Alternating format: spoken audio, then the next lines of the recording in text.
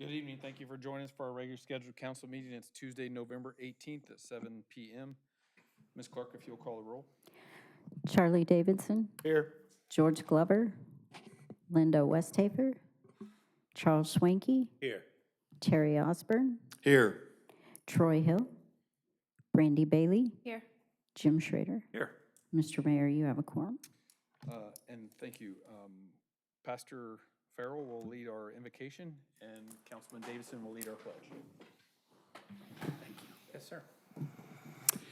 Heavenly Father, we're just gathered here tonight for this meeting, Lord, and I just ask you to bless this time together and just bless each and every one that's here and just give them wisdom, each and every one here tonight, and for direction on direction for this city to go and to grow and to prosper, Lord. I just pray that you just pour out your blessings on this evening, Lord. I pray for these things in Jesus' name. Amen. I pledge allegiance to the flag of the United States of America and to the republic for which it stands, one nation, under God, indivisible, with liberty and justice for all.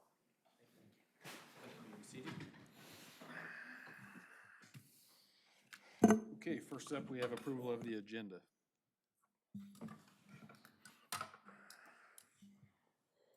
Jim.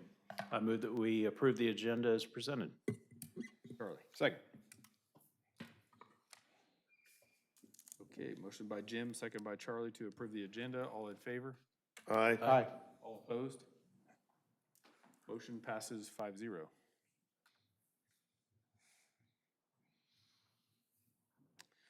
Okay.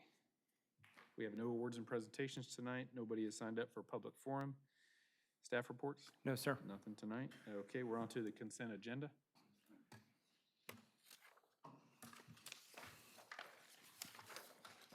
Charlie I move we approve the consent agenda. and Jim. I'll second that. Okay, motion by Charlie to approve the consent agenda, seconded by Jim Schroeder. All in favor? Aye. All opposed? Motion passes 5-0. Okay, next, discuss and consider an ordinance authorizing taxable industrial revenue bonds to Murdoch Properties. Sarah? Good evening. Thank you for being here tonight. Good evening. I'm Sarah Steele with Gilmore and Bell. We're bond counsel to the city. And Sean was not kidding when he said he'd get me out of here fairly quickly. Appreciate that. So we are here tonight to present 3 different projects.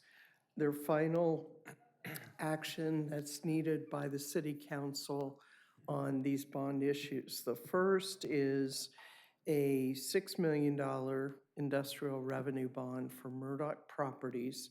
Actually covers the cost of 2 buildings. One at 5831 North Biggs will be used for the operations of Murdoch. The other at 5971 North Biggs will be leased to a third party. These are the final ordinances that we're presenting, and it is the final action necessary. As always, industrial revenue bonds are not an obligation of the city in any way. They don't count as debt of the city. It's purely an accommodation to each of these companies to help in the earlier years with property tax abatement and a exemption from sales tax on all the materials that go into building of the property. And I apologize, I didn't get all the percentages written down on. 75%. This one is 75%, that's correct. We have an agreement for payment in lieu of taxes drafted, and so he'll pay 25% of the taxes otherwise charged. I might also add that the school district's capital outlay levy may no longer be excluded from the exemption. So the school district will continue to get their capital outlay levy, which for 259 is about 8 mils. Be happy to answer any questions.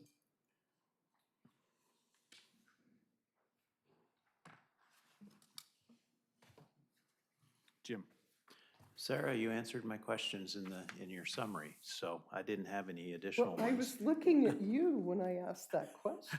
so Good. I would move to approve ordinance 1224-2025, an ordinance authorizing the city of Park City, Kansas to issue its taxable industrial revenue bond series 2025 for the purpose of paying the costs and acquisitions, construction and equipment, commercial facilities, and authorizing certain other documents and actions in connection therewith.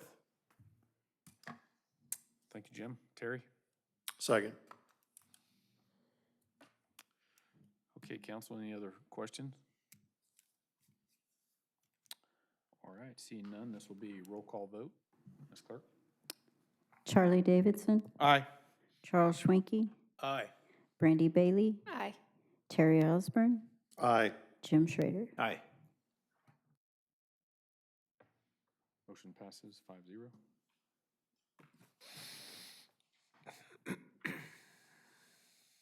Would you like me to continue? Yes, I'm sorry, I'll Mayor read it. Lindner. Discuss and consider ordinance authorizing taxable industrial revenue bonds to Kais Industries Incorporated. Sarah? Kais Industries has built an expansion to their existing facility. And actually, this is the first time they've ever used, to my knowledge, industrial revenue bonds. They have been granted an economic development exemption previously. This industrial revenue bond also has the benefit of sales tax exemption on the materials that go into construction. So they chose this time to use industrial revenue bonds instead. It was a $3 million expansion of their existing facility. Be glad to answer any questions. Charles? I have no questions unless somebody else does. If not, I'll go ahead and make the motion to approve ordinance 1225-2025 and the ordinance authorizing the city of Park City, Kansas to issue its taxable industrial revenue bonds, Series 2025, for the purpose of paying the cost of the acquisition, construction, and equipping commercial facilities, and authorizing certain and other documents and actions in connection therewith. Thank you, Charles. And Charlie? Second. Okay. Any further discussion on that? Okay. Motion by Charles Winkie, seconded by Charlie Davidson. This is a roll call vote. Ms. Clerk? Jim Schrader, Aye. Terry Osborne, Aye. Brandy Bailey, Aye. Charlie Davidson, Aye. Charles Schwenke. Aye. Motion passes 5-0. On to item 3. Discuss and consider an ordinance authorizing taxable industrial revenue bonds to Midwest Truck Equipment. Actual owner of this facility is Dreamscape, but we'll refer to it as Midwest Truck Equipment for ease of recognition. This was a facility that was built by Lou Rabelli's, one of his construction companies, and he had recommended that he use industrial revenue bonds for both a property tax exemption and a sales tax exemption for the materials acquired during construction. And again, Mr. Fox, if you could help me with the percentage. This one is 100% because of the number of full-time employees. They qualified, even though it's a 3.5 million project. On the last one on Kais, theirs was a 75%.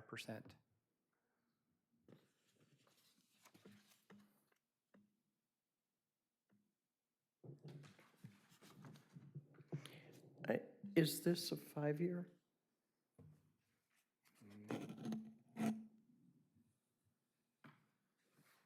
I had this was a 5-year extension at 100%. 100% for 5, so I guess that'd be 50% total then. Correct, but it's written as 100% for 5 years years. total, Yes, ma'am. and then it'll mature.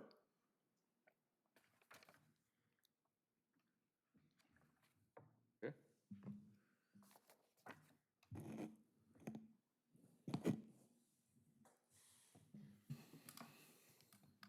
Jim? I don't have any questions on this one either, so I will move to approve ordinance 1226-2025, an ordinance authorizing the city of Park City, Kansas to issue its taxable industrial revenue bond, Series 2025, for the purpose of paying the costs of the acquisition, construction, and equipping commercial facilities, and authorizing certain other documents and actions in connection therewith. Thank you, Jim.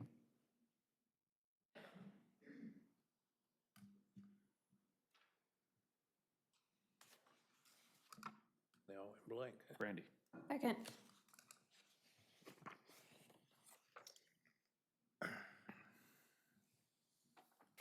Thank you. Motion by Jim, seconded by, I'm sorry, Brandy? It's a roll call vote. Charlie Davidson, Aye. Charles Schwenke, Aye. Jim Schrader, Aye. Brandy Bailey. Aye. Terry Osmond. Aye. Thank you. Motion passes 5-0. Thank you very much. Appreciate all of your interest and rapid cooperation. Thank you. Thank you. I can go watch the KU Duke game now. Okay, item 4, discuss and consider a resolution delineating the boundaries of the city of Park City as of December 31st, 25. Mayor and council, this is a statutory requirement that we do this by resolution before the end of the year to reflect the boundaries. And in this case, I think we had a few small changes that are incorporated in here, but nothing of any great significance. Okay.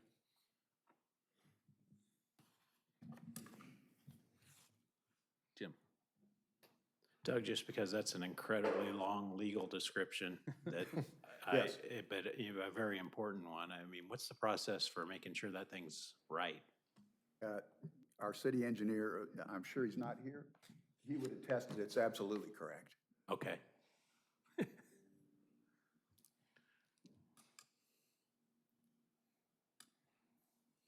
that a motion, Jim? No, I buzzed out, just in case somebody else had questions. Charlie? I'll make the motion, move to approve resolution 1272, 2025, delineating the boundaries of city of Park City as of December 31st, 2025. Okay. Thank you, Charlie. Jim? I'll second that. Okay. Motion by Charlie, seconded by Jim. All in favor? Aye. Opposed, same sign. Motion passes 5-0. Item 5, discuss and consider updates to the design for Hap McLean Park. Good evening, Mayor and Council. Council previously reviewed and gave feedback for overall improvements to Hap McLean Park, working through several renditions of the plan.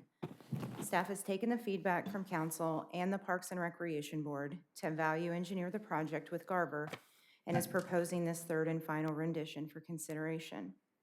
The Parks and Recreation Board reviewed the plan on November 3rd and recommended approval of the proposed improvements to proceed.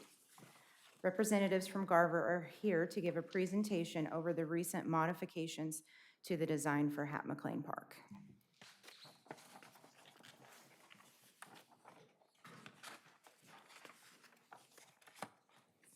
Mayor and council, thank you for your time. My name is Brent Thomas with Garver, and I'm going to walk through the update to the Hap McLean Park plan based on what we talked to you about in June and to where we are today. Next, please. So the plan that we looked at back in June with you was based on feedback that we had received from city staff as well as you, and was based on essentially aerial photography and existing information from the county. So now, since that time, we have gone out and done full topographical survey of the site, started actual construction drawings, laying this out, and also working with staff, as Gina said, on value engineering to make sure that falls within the budget we have discussed. Next, please. So given that this is a large site, as we did at our previous discussion, we'll break this down into smaller pieces and kind of walk through the park to show you the updates that have been made. Next, please. So we're going to kind of start up in the north portion of the site, up near 69th Street, work our way down into the southeast corner. Next, please. So up near 69th, coming off of 69th, really nothing has changed up there. The roadway will still follow the same alignment of Ravina coming off of 69th, and then we curl into the site to go around a proposed pond, which we will see here momentarily. Next, please. Based on feedback that we had heard, there's a request to take better advantage of the existing tree row that was out there. Previously, the dog park was oriented north-south, parallel to I-135. So what we have done is we have rotated that 90 degrees and tucked in part of that into that tree row. With this, we have also worked on laying out entry and exit of each of those 3 pins, as well as some of the other amenities, including a shade structure, parking, and other amenities as they fit with the site. Next, please. Really nothing much to say here other than we are coordinating with staff as well as K.E. Miller on the connection from the new alignment of Ravina onto to the new aquatic center. So that is underway with us sharing files back and forth with K.E. Miller. Next, please. In the middle of the site will be the pond feature. This has been tweaked slightly as we have the existing grades out there. So we've kind of refined that just a little bit to follow some of those existing contours and to fit a little bit better into that area. With that, the pathway on the west side or the left side of the pond has been slightly realigned as well to kind of follow the curve of that pond as it is shown there. We'll make note in the lower right-hand corner where number 20 is shown. That space just to the lower right and kind of going off screen right there is going to be a sloped grassy area, a small amphitheater. Originally, there was a pathway that connected all the way through up to the bike trail on the north side of the site. We have eliminated that connection. There are multiple other routes for folks to get through that area. And we're going to kind of keep that more of a green space as you get up into the existing tree canopy. Next, please. So some of the changes, again, as I said, as we've started into laying this out with the existing, with the survey that we have obtained, I want to start with talking about some of the changes we've made to the playground area, which is to the left. So that area, we feel really important that the existing trees that are out there are very important for the, not only just the kind of the creation of that environment of putting those play features within those trees, within that tree canopy, but also just for the comfort of users. With those big mature trees, they're going to provide a lot of good shade for kids and adults alike that'll be out there. So what we have done is we have adjusted that area slightly so that we fit within the open spaces between the trees and work around them. Ideally, when construction starts, we're going to work with the contractor to minimize the amount of excavation and traffic that occurs around those trees under the drip line. We want to preserve those in their current state of health because they are an amenity for this area, for the playground specifically. If we could go back one, I want to make one other point real quick. We'll point out number 27, that is the event lawn. Originally as proposed, it was elongated, kind of egg-shaped. We have shrunk that down a little bit. Part of that is, the intent of that is to be an artificial turf lawn for all weather to help hold events out there. As we have started laying this out, for budget considerations, we have made that smaller. For size comparison, I would draw your attention to the turf area at Nafsker Park in downtown, if you're familiar with that. That's roughly 16 to 18,000 square feet. That's somewhat, about the same size as what we're showing here. And that would comfortably be able to seat anywhere from 2,000 to 3,000 people, depending on how tightly they sit. They bring lawn chairs, blankets, what have you. Next, please. The sport court area, one of the items that was, a recommendation that was made, item 34 there, is the sand volleyball court. Originally, that was shown back to the west, kind of off on its own, and so the recommendation or suggestion was made that it would be nice if those courts were actually kind of consolidated more in a central location. So we've placed that sand volleyball court to the right or the east of that new parking lot. And then we have slightly adjusted the location of the sport courts. One of the things with the survey that we have the location of the floodplain. So we wanted to try to minimize the amount of earthwork or fill that we would need going into the floodplain. So we've pushed that sport court area to the west a little bit. And then also considering if you're gonna have people out there playing tennis or pickleball, we thought it made sense to place those shade structures, and that's what is called out in item number 7. There's a pair of shade structures there. We thought it would make sense to have those in the middle in between those courts, so if folks are out there watching someone play, maybe there's a tournament or something going on, you have a little bit of shade out there for folks that are visiting the courts. Next, please. The original version that we presented back in June, the bike path, which is kind of that wide gray line that snakes across the screen there. Originally, that was south of the community building.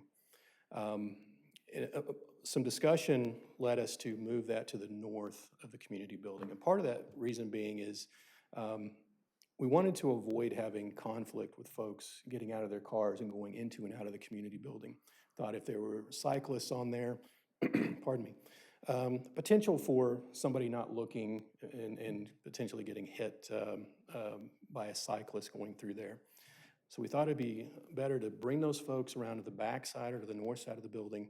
That would also provide an opportunity to have some additional seating, and it would be right next to the number 38, which is that secondary playground.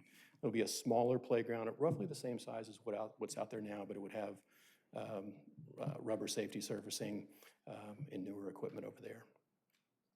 Next, please. Going back over towards I-135 in the southwest corner of the site, what we're looking at here, number 11, is the BMX track.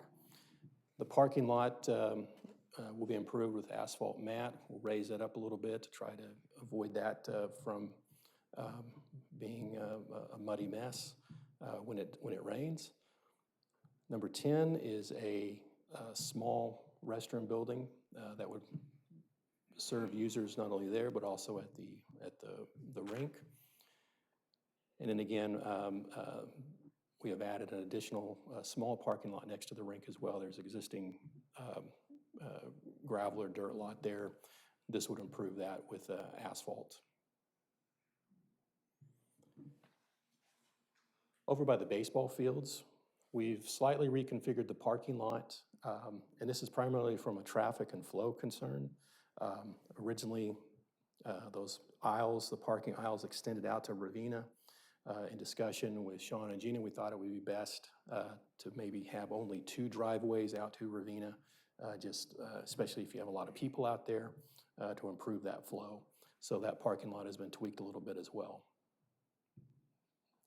I believe that is the final slide, so I will open it up for questions.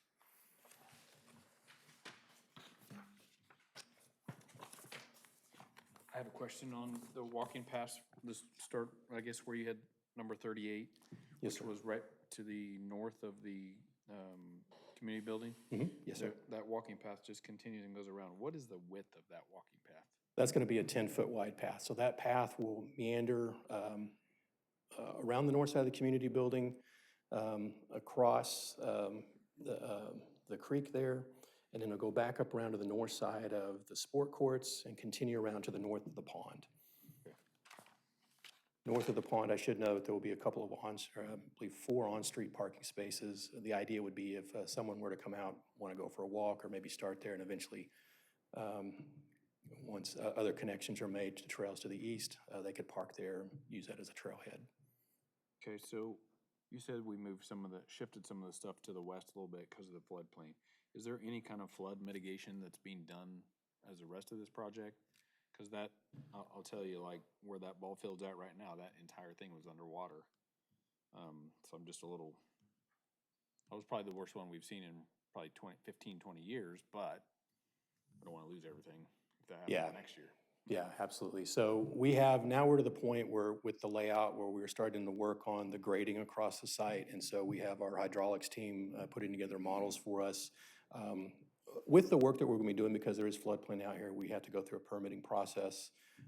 So with that, we're working with them on ensuring that what we do, number one, we don't want to make flood conditions any worse for people upstream or downstream, but we also want to be able to protect the improvements that are being made out here as well.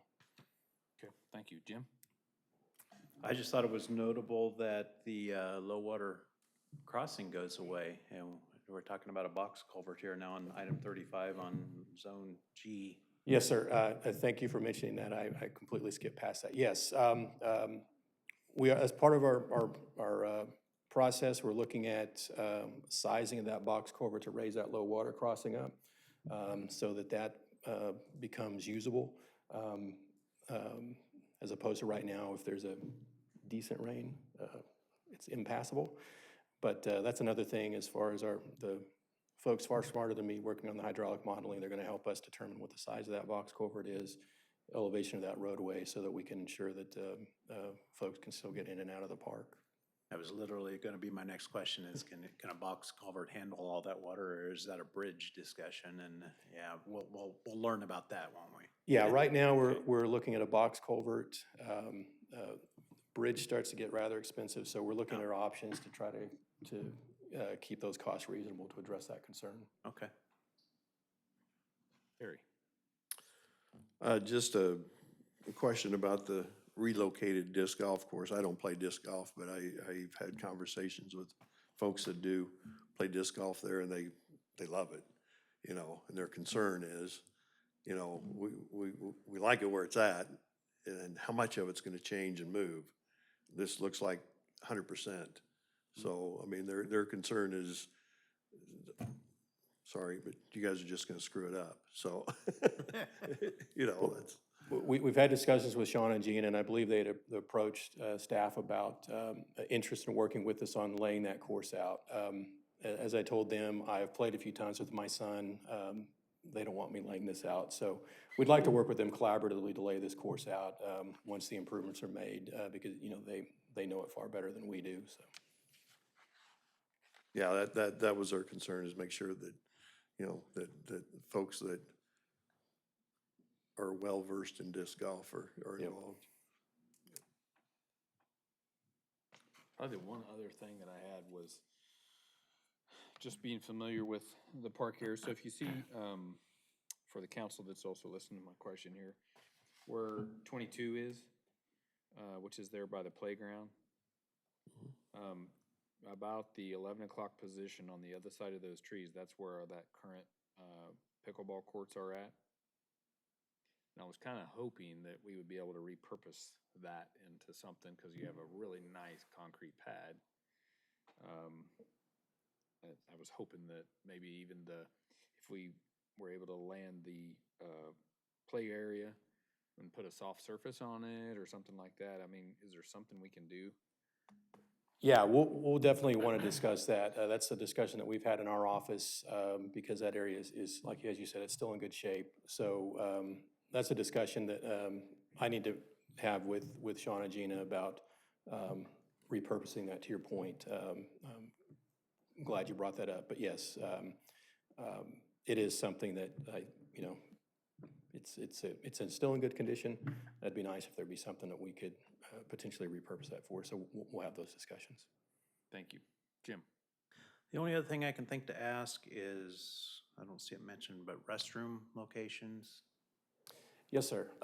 So if you see where the event lawn is, roughly at the 7 o'clock position, there is an item, I believe that is 29. Yeah? There will be a restroom there. And then the other one will be over, as I mentioned, over number 10 at the far lower left of the screen, over by the BMX track. Excellent, okay. Oh, yes, correct, yeah, there's existing restrooms over at the baseball fields, kind of cut off of the screen there, kind of 6 o'clock position, number 14. So we got 3 stops, plus the pool. That's correct. Okay.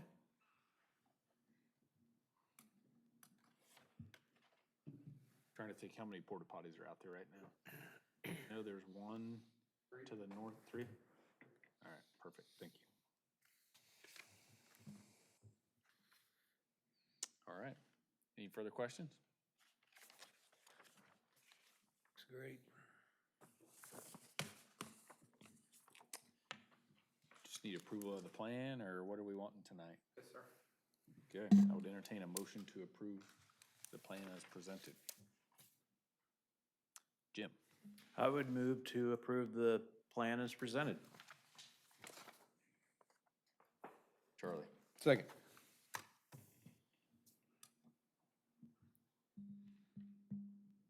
Okay, motion by Jim to approve the plan as presented, seconded by Charlie.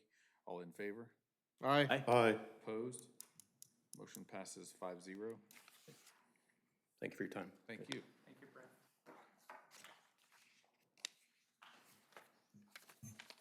All right, item 6, discuss and consider enterprise resource planning software upgrade. Maddie? Good evening, council. It's nice to see you all.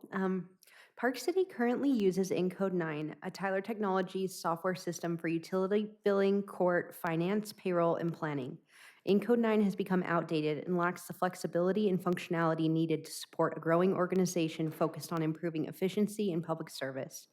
To better meet the city's operational and community engagement goals, staff recommends upgrading to Enterprise Resource Planning, ERP, Pro 10, Tyler's next-generation municipal software program. ERP Pro 10 offers improved functionality, streamlined workflows, and modern features that will enhance how staff complete daily tasks and serve residents. The one-time cost to upgrade from Encode 9 to ERP Pro 10 is $61,440, which will be due once the conversion begins, approximately 1 year after authorization. The permitting and licensing module currently within Encode 9 will not be a part of the ERP Pro 10 upgrade. Instead, Tyler has incorporated MyGov, a permitting and licensing platform recently acquired that is specifically designed to simplify and modernize planning and building department operations. The first year cost is $18,556 with an annual service fee of $12,725. In addition to ERP Pro 10 and MyGov, staff also identified several complementary services that will improve workflow integration, enhance resident engagement, and streamline digital services across departments. Content Manager, a document management system that integrates directly with ERP Pro 10, allowing staff to store and access documents within the same platform.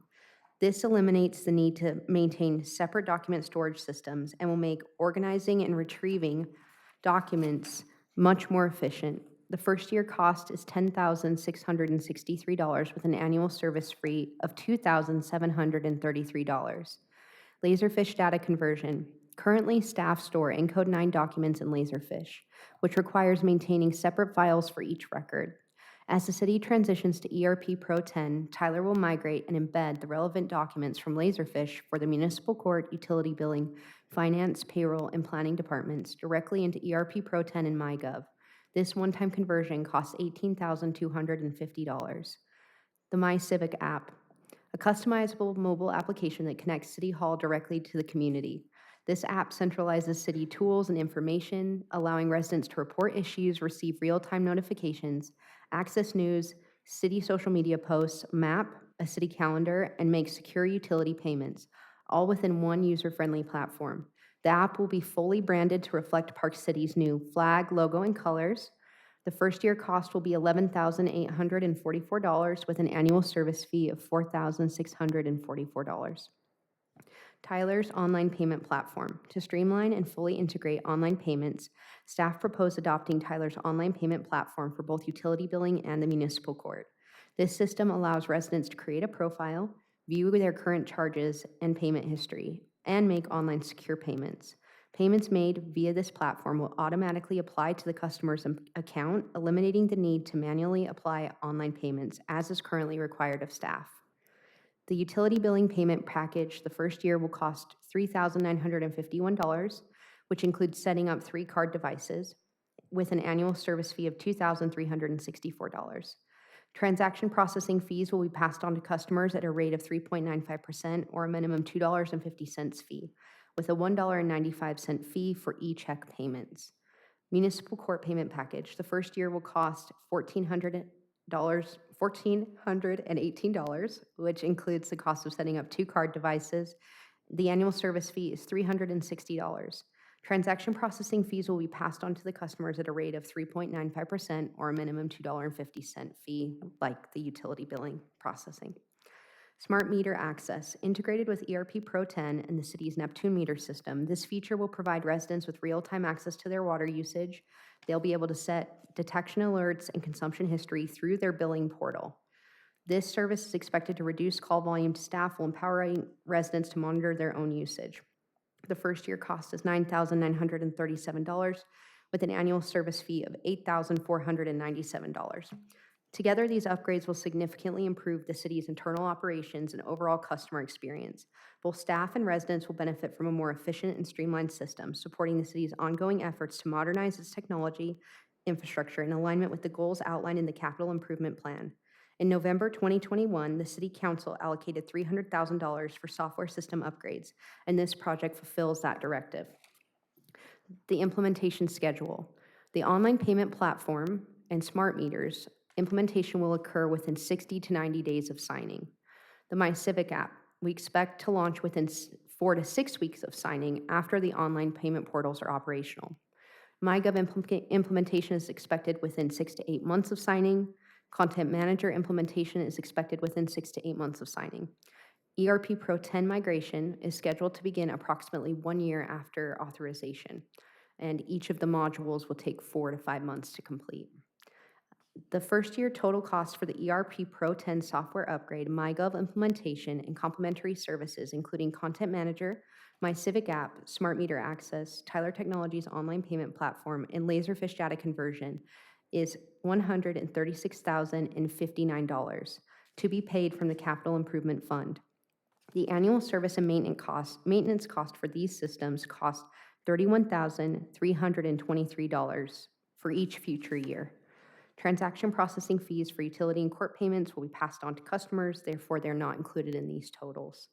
Staff recommends that the council approve the expenditure of $136,059 from the Capital Project Fund for the Tyler Technologies ERP Pro 10 software upgrade with the addition of new complementary services including Content Manager, MyCivic app, Smart Meter Access, Tyler's online payment platform, and Laserfish data conversion and integration. Do you guys have any questions? Brandy? But you say the annual cost is $31,323. What's our current annual cost? $29,000.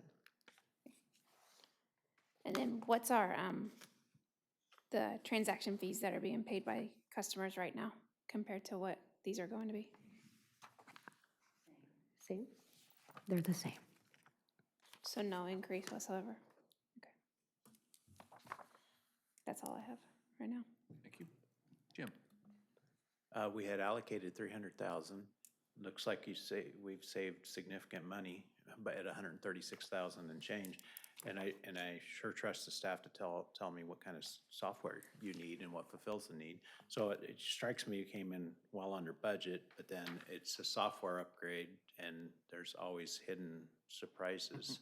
Are we aware of any or any compatibility issues with anything else? I mean, do you anticipate there could be something else to use up some of that Well, excess? we hope not, but we have worked really hard with our Tyler Tech partners to go through all their offerings and figure out what would make the most sense for our staff, and asked every single question anybody could come up with to make sure that those are included in the quotes we're providing tonight. Obviously, things could come up as, you know, we continue to approach implementation. We might realize that we need to tweak a few things, but I feel really confident with what we're providing tonight. And the reason that we chose to stay with Tyler, so right now our system is a Tyler Tech product. It's just their more outdated program in Code 9.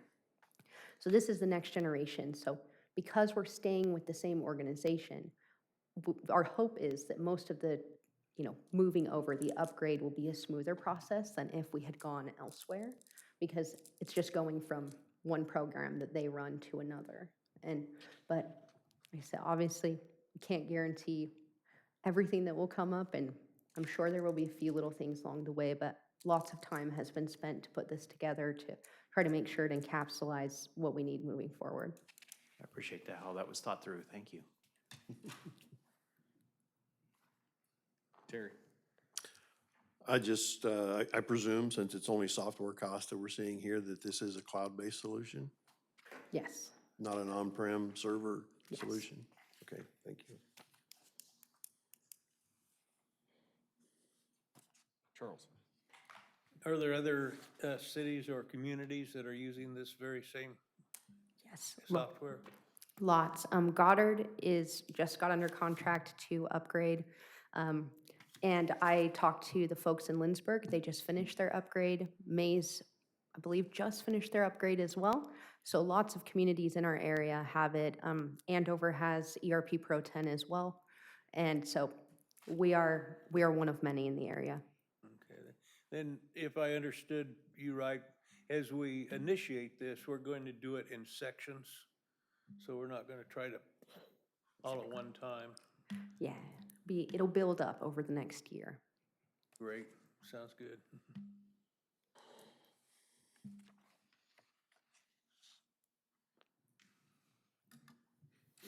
Jim? If there are no other questions, I'll move to approve and authorize the mayor to execute the agreement with Tyler Technologies for the purchase of the ERP Pro 10 software upgrade and related services in the amount of $136,059 to be paid from the capital project fund. Thank you, Jim. Terry? Second. Any further discussion? Okay, motion by Jim, seconded by Terry. All in favor? Aye. Opposed, same sign. Motion passes 5-0.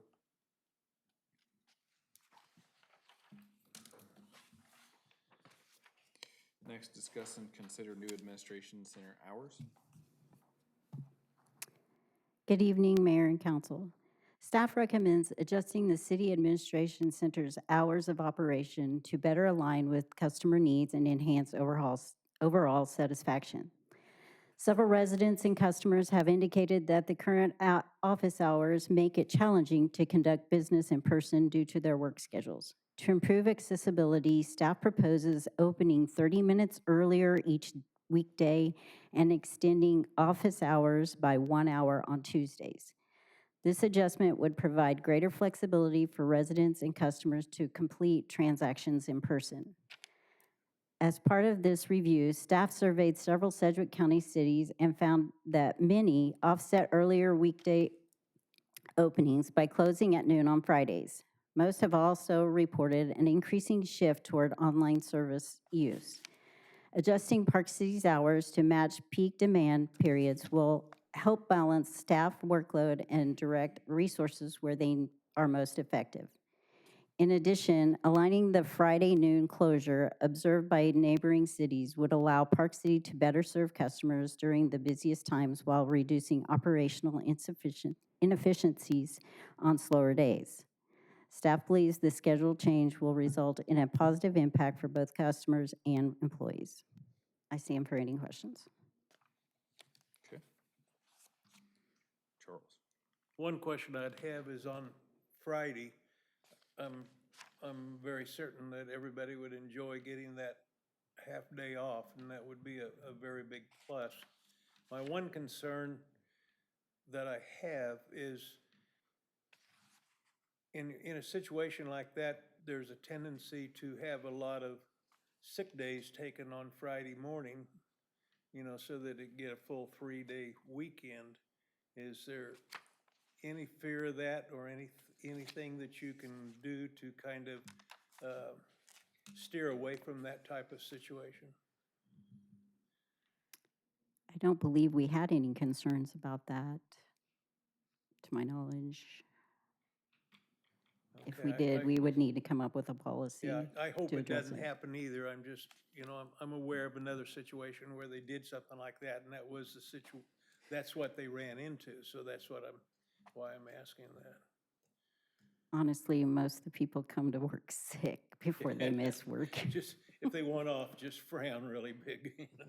If we saw a pattern of something like that, we could certainly switch it back very easily. This is something that we're gonna see how it works, if it enhances the services we provide to the citizens, while a bit of a employee morale boost at the same time as a bonus. So if we do see a pattern of something like that, we definitely would have to take care of it. Good point, though.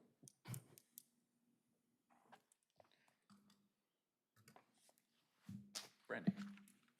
So on the hours that we're here extra on Tuesday and we're here extra 30 minutes every day of the week, is that all departments included? So every department will be staffed with someone here. So if somebody is coming in at 7:30, they're not having to wait because that person isn't coming in until 8. Or on Tuesdays, oh, you said you're open an hour later, but I need to come in to do this work. So, but my person leaves still at 5 o'clock. So is every department still going to be staffed? Yeah. No, ma'am, not every department would be staffed during these hours. What we took a look at is, it is challenging for some departments. If we talk like our planning department, we have one permit tech. So there's no way right now, currently with the 45 hours that we're open on a weekday, that permit tech is here during all hours. When she takes an hour off for lunch, there's nobody here to issue a permit for the building department. This is strictly the operational hours for the administrative center overall. Now, what we have talked about among staff is it will be each department's responsibility to make certain how their employees are staffed in order to meet the public's demand, as well as make certain that they work their 40 hours a week. When it comes to the planning department, primarily, most of our permits, you have builders and developers that are coming in first thing in the morning wanting to get a start on it. So it's more important that our permit tech is here at 7:30 in the morning. Very seldom do we get somebody coming in at 4:30 in the afternoon saying, hey, I need a permit. If anything, they're calling for scheduling inspections that they need for the following day. With our new software, they're going to be able to get online and schedule their inspections via the new software rather than actually having to come and make a time with that. Currently, right now, we have night court on Thursday. So our court department doesn't even get started currently until 9 o'clock on Friday morning. So again, each individual department is going to take a look at it. The police department, we have records people that are here at 6 o'clock in the morning. So this is primarily for the hours of operation for the center overall. Some departments will not be manned throughout those whole entire time periods. So I guess if not all the departments are going to be manned, how does that make it more efficient for the public and better service for the public? Well, like I said, if we take, just for example, the building permit department, most of them would like to get an early start and be here by 7:30 to where they can conduct that business before 8 o'clock right now. So it's in that particular. The Tuesday evening was strictly a recommendation from one of the council members that said, not only do we have people that are worried about coming prior to work, but some would like to do it after work. So that's why we did it on Tuesday evening. That's the same time that council meetings are here.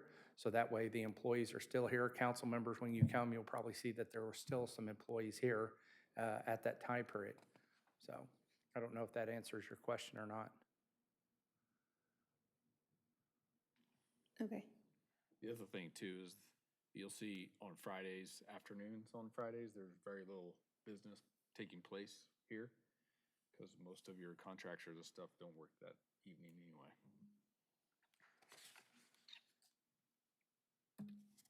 Any other questions? Charles? If there's no other questions, then I'll go ahead and make a motion that we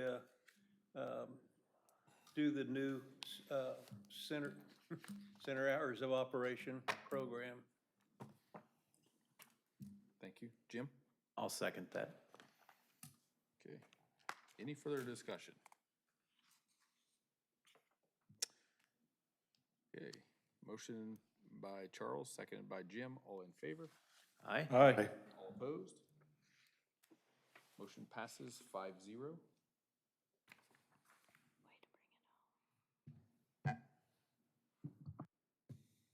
All right, we're on to governing body reports. Start with Jim. I don't have anything to report, so happy Thanksgiving next week, everybody. Yes, Brandon. I don't have anything. Terry? Just echo Jim's happy Thanksgiving.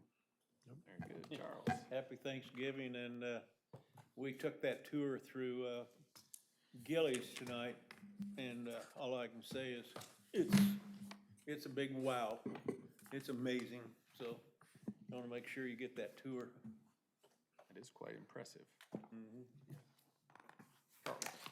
Yeah, just happy Thanksgiving and appreciate everybody coming out on November 4th on Election Day and their support. And I look forward to the next 4 years.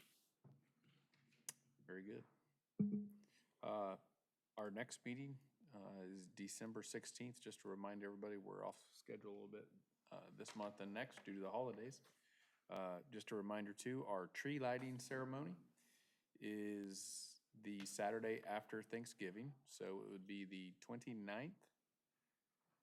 So come ready. With that, I would entertain a motion to adjourn. Make the motion to adjourn. Thank you, Charles. Terry? Second. Motion by Charles, seconded by Terry. All in favor? Aye. Aye. All opposed? Motion passes 5-0.